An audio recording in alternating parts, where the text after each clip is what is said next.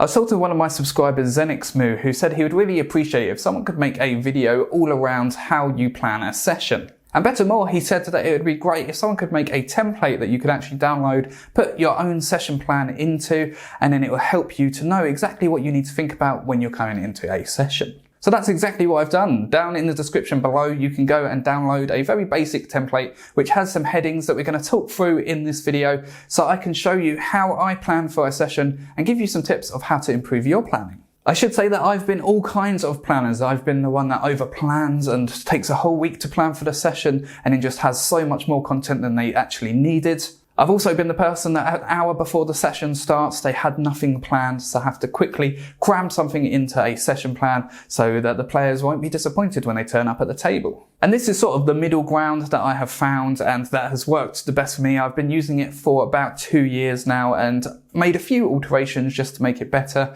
but generally it works really well for me, so I think it can work really well for you as well. So the very first thing that I like to do is to summarise what happened in the last session. I think this is really important to do for a few reasons. The first of which is because you're probably going to have forgotten some things that happened in that last session. So this is a good way to clearly recall what has happened, and some things you might have forgotten might actually be having an impact in this session. So you make sure to bring them up again. And something might have happened in that session that you didn't actually think would be impactful, but now that you're out of the table and you're sat down on your own planning the next session, maybe you think, actually, that's going to have quite a big knock-on effect for this other thing. And it gives you a sort of wider view of your story and what the effects the players have had on it. This also leads me on to the next thing that I do when I'm planning for the session, and that's work out what the beginning of the session is going to be. So if the last session ended in combat, for example, it's very obvious where it's going to pick up, because it's going to pick up from the exact same moment that it ended. But if the session ended up with them all taking a long rest and bedding down for the night,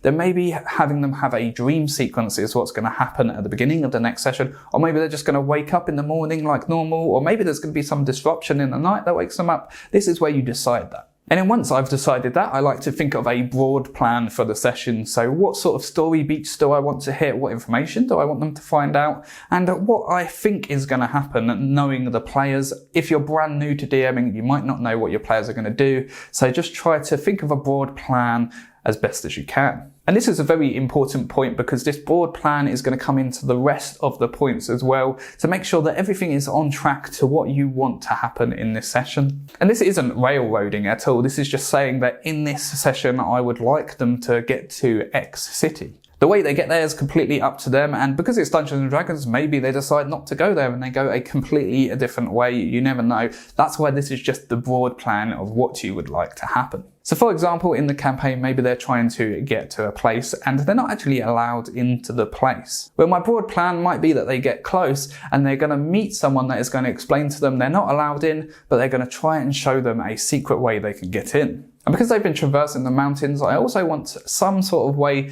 to explain that the area and the environment they're in is very dangerous. And then finally, I want them to actually attempt to get into the place, be it through this side secret way that they have been shown, or they might just try to go to the front door. And then when you have this broad plan, that's when I like to put in the key events. So using the information in the broad plan, you would put together all the key events that need to happen in order for that plan to go ahead.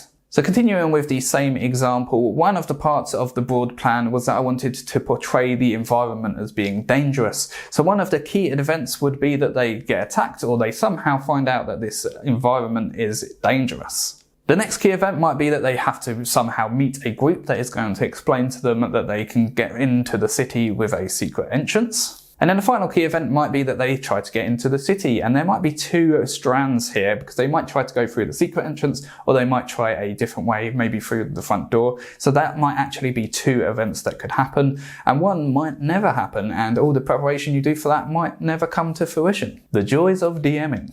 And then once I've listed all of the key events like that, that's when I like to dive into each one and flesh it out. So for example, for the dangerous environment event, I might decide that there's going to be frost giants that are going to throw rocks down on them from above, and they have some way to get past that. Or maybe they get attacked by harpy on the side of a cliff edge and they have to deal with that. But whatever it is, I'll list some different ideas, choose the one that I want to go with, and then I'll actually flesh that out. And then I go through each of the key events and I do exactly that before moving on to the next section. But before we do move on to that, if you are getting value out of this video, I'd really appreciate it if you could give it a like. It will help the YouTube algorithm to show it to more people who this might help. And also it helps me to grow this channel, so I'd appreciate it very much. So now you have all the key events and you've fleshed out exactly what you want to happen in each of them. This is where I look through each of them individually and decide what NPCs and what monsters I need to either create or prepare. And this could be as simple as saying, well, I need some commoners in this scene, or it could be that you have to actually create a character sheet for one of your NPCs. Each key event is going to be different, so first just list out exactly what you need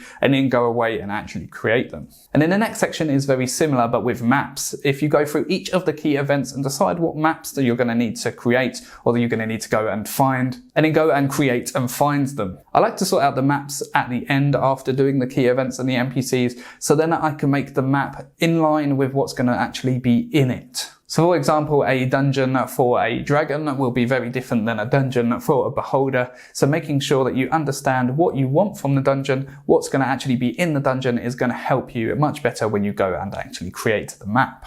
And if you're not sure how to make maps, then I do have some videos over on my channel of how to make maps using tools like Incarnate and Flowscape. So go and check them out. They might help you to make some better maps. And then the next thing to do is try to work out where you think the session is going to end and what you want to have achieved in the session before it does end. So this is a bit of speculation. If you're not very familiar with the players, then you might not be able to get this exactly spot on, but giving a rough idea of where you think the session is going to end will help you. And I like to list everything that I want to achieve before the end to make sure I have definitely encompassed this in the other areas of this template. Another reason why I make sure to think about when this session is going to end is because I like to end my sessions on a cliffhanger to get them excited to come back the following week and play again. And it's quite hard to decide to do that mid-session, so if you plan to do that beforehand and plan to end at a specific place where you think it will be sort of cliffhanger-ish, then that is definitely going to help to get the excitement for your next session. So once you've done all of that on the template, there are some things to consider, and I like to sort of take a step back and use these consideration points to make sure that the session is going to be as good as it can be. So the first one is, can you link a player's backstory into the session somehow? So this could be with one of the NPCs that you're planning to introduce, or it could be with a place that you're taking them. But is there any way that you can incorporate a player's backstory? Because from my experience, players love it when their backstories have been incorporated and it makes them much more invested in the story. But a word of warning, just because you can incorporate it doesn't mean you should. If you could incorporate it, but it's a little bit far-fetched and it sort of screws up some other plans you have later down the line, then don't worry about it. But you might, by thinking about this, find something that is perfect and fits in perfectly with the session and is just going to wow your players. The next point is, what is the larger purpose of each of your key events? So going back to the example before, the larger purpose of them being attacked by harpies on the side of a mountain is to show that this environment is very dangerous to traverse. And maybe that's why other people haven't taken the same journey they have to go and check out this city. By taking a step back and thinking about the purpose of these key events, it gives you some sort of perspective to see if they actually fit in. And sometimes I have taken a step back and removed some of the key events because I thought, actually, that's just a waste of time. It's taking away from the main story. So why would I bother spending time preparing it and putting my players through it when it's not actually going to add anything to the session or to the story? The next point I like to do is work out exactly what split the session is going to be between combat, exploration, and roleplay. I know what my players like from Dungeons & Dragons, so this gives me an idea of if I'm splitting it correctly. My players generally prefer the roleplay, kind of like the combat, and don't like exploration too much, so I make sure to put a lot more roleplay in than exploration. And then pepper in some combat, because you can't really get away from that with Dungeons & Dragons. And then the final point is, have you considered multiple alternatives? Going back to the example, when I decided I wanted to make an encounter which shows the environment is dangerous, I said two. I said that there could be rocks being thrown off by frost giants, or there could be harpies that attack them. Well, my first idea of the frost giants chucking the stones might not actually be as good as the harpy one, but because I thought of it first, I might have ran with that and not thought of an alternative, and actually ended up making the session worse than what it could have been. By taking this step back and looking at alternatives, you might be able to add in some key events that are actually better than the ones that you have already planned, and therefore giving your players a better time. The very last thing I've added on this template is what I've called the setup checklist, and this is going to be different for every person. So you're going to have to create this part of the template yourself.